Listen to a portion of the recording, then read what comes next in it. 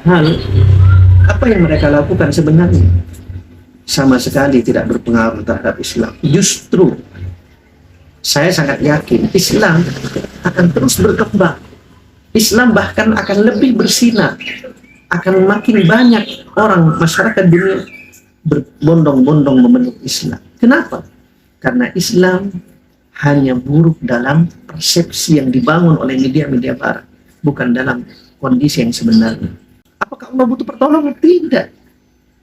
Bagi Allah, mau Quran dibakar, mau Islam dihina, Nabi Muhammad dihina, tidak merugikan bagi Allah. Bahkan seandainya, kata Al-Quran, orang tidak ada yang menyembah Allah satupun di dunia ini, tidak ada satupun manusia yang menyembah Allah, tidak merugikan bagi Allah.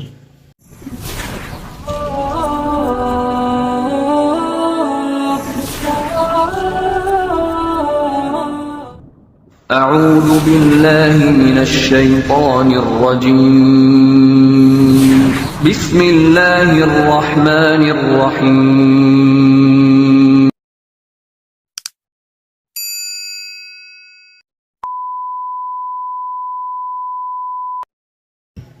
Bismillahirrahmanirrahim. Alhamdulillahirabbil alamin. Allahumma shalli ala Muhammad wa ala alihi washabihi wasallim ajma'in.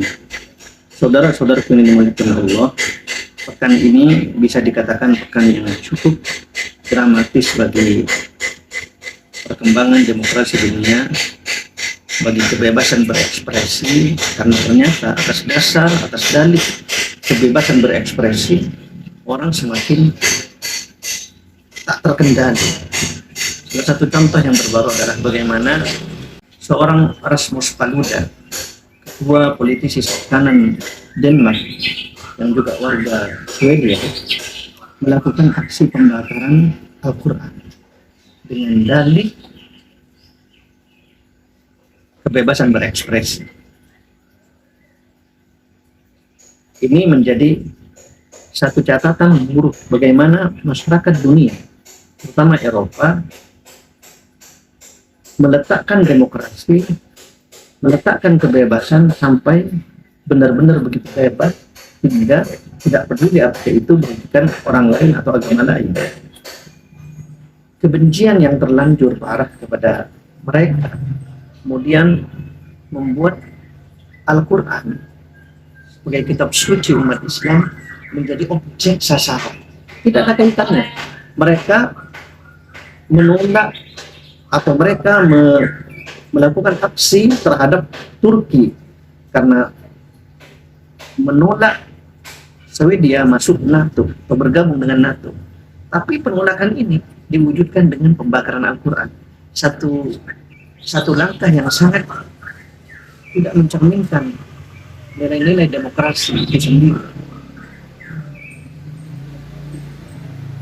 Anehnya, aksi yang jelas-jelas ditentang masyarakat dunia, terutama umat Islam dan bahkan umat-umat agama lain, ini diikuti oleh politisi sayap kanan Belanda, Edwin Logisveld.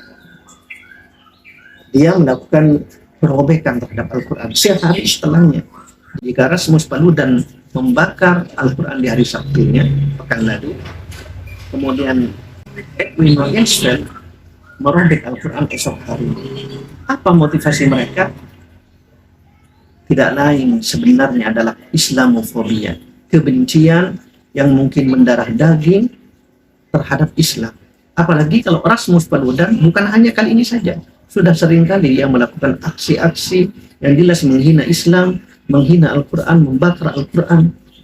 Padahal apa yang mereka lakukan sebenarnya sama sekali tidak berpengaruh terhadap Islam. Justru saya sangat yakin Islam akan terus berkembang. Islam bahkan akan lebih bersinar, akan makin banyak orang masyarakat dunia berbondong-bondong memeluk Islam. Kenapa? Karena Islam hanya buruk dalam persepsi yang dibangun oleh media-media barat, bukan dalam kondisi yang sebenarnya. Oleh karena itu kata Allah, yuriduna ayyutfi'u nurallah. Allah tidak heran karena Allah sudah bilang, Allah sudah berfirman, yuriduna ayyutfi'u nurallah. Mereka orang-orang kafir itu ingin memadamkan cahaya Allah, yaitu Islam, biafwahihim, dengan lisan mereka, dengan perbuatan-perbuatan mereka, dengan cara-cara mereka. Wa ya'ballah, tetapi Allah tidak mau. Allah tidak berkehendak untuk memadamkan cahayanya, yaitu Islam. Illa ayyutimma nurahu walau karihal kafirun. Sebaliknya Allah semakin menyempurnakan cahayanya meskipun orang-orang kafir itu membenci. Ini menunjukkan bahwa Allah yang akan menjaga agama ini. Apalagi Al-Quran, Allah jelas Al-Quran dijaga betul oleh Allah, kemurniannya. Bahkan nggak ada kitab selain Al-Quran yang benar-benar dijaga secara utuh, murni isinya, tanpa tanpa perubahan. Inna nahnu nazzalna dzikra Inna lahu lahafizun. Kami yang menurunkan Al-Quran, kata Allah, dan kami yang akan menjaganya. Ini menunjukkan komitmen Allah terhadap agama ini. Jadi secara pribadi saya sebagai seorang muslim nggak khawatir bahwa langkah Islamfobia yang kini menjalar di seluruh dunia, terutama di Eropa, tidak akan berpengaruh ataupun bahkan meruntuhkan Islam kita. Tetapi tentu sebagai umat Islam kita punya kewajiban untuk memberi perhatian lebih, ikut memprotes, ikut mengkritik bahwa ini tidak benar. Ini adalah bentuk cara kita, cara umat Islam menolong agamanya. Apakah Allah butuh pertolongan? Tidak.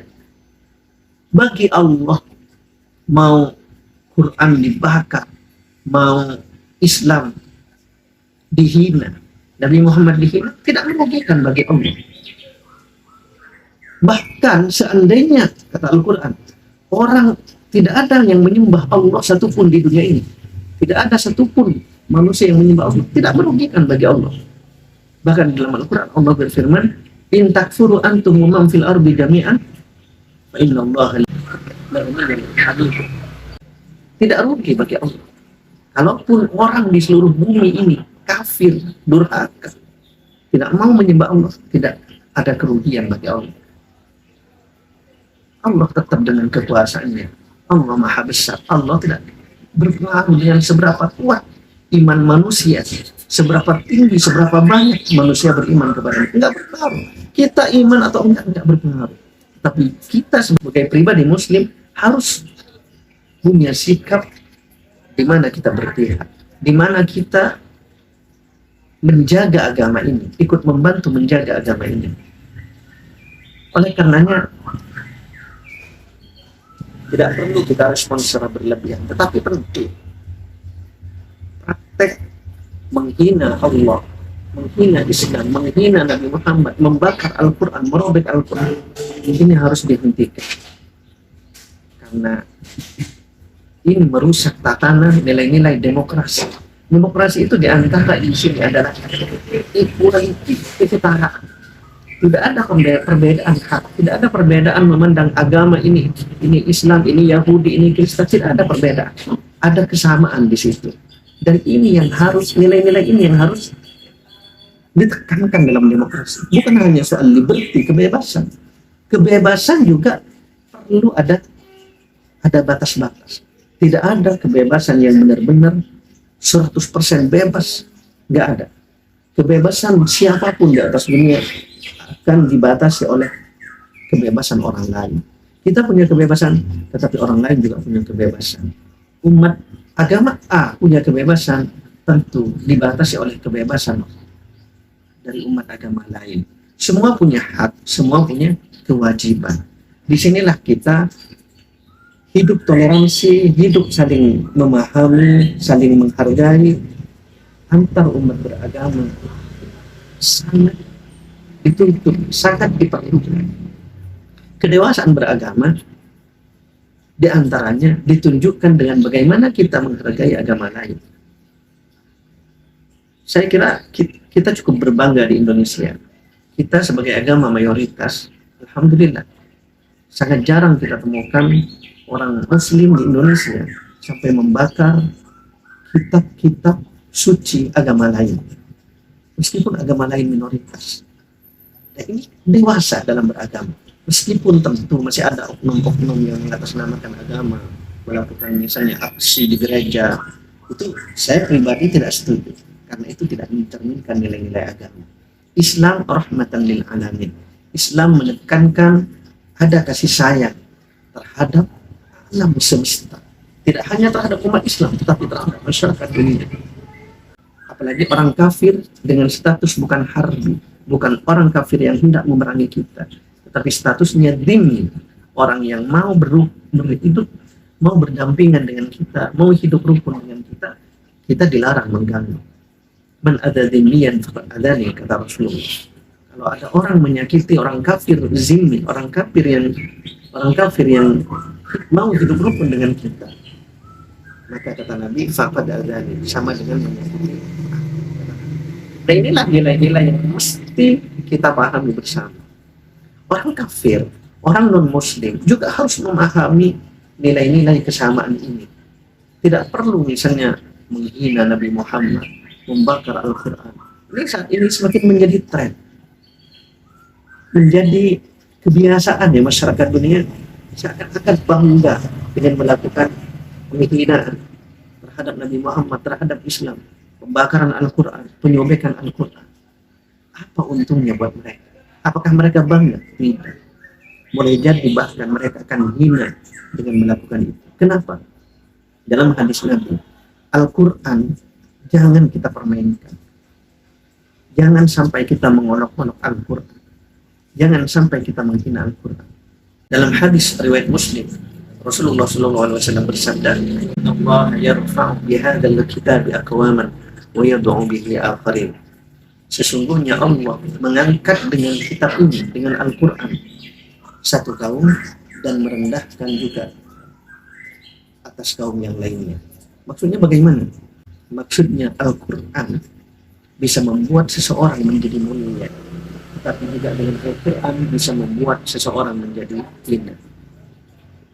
Pernahkah kita ingat kasus di negeri ini, seorang Basuki Cahayapurnama, Ahok, begitu luar biasa, memiliki kekuasaan, memiliki backing yang begitu kuat di lingkaran kekuasaan.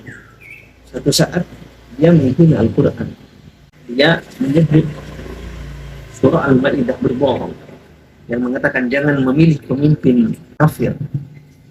Apa yang terjadi? Sungguh Allah menghancurkan kekuasaan dia. Dia ketika mencalon, padahal sebelum dia mendaftar bisa dikatakan dia di atas akan terpilih lagi.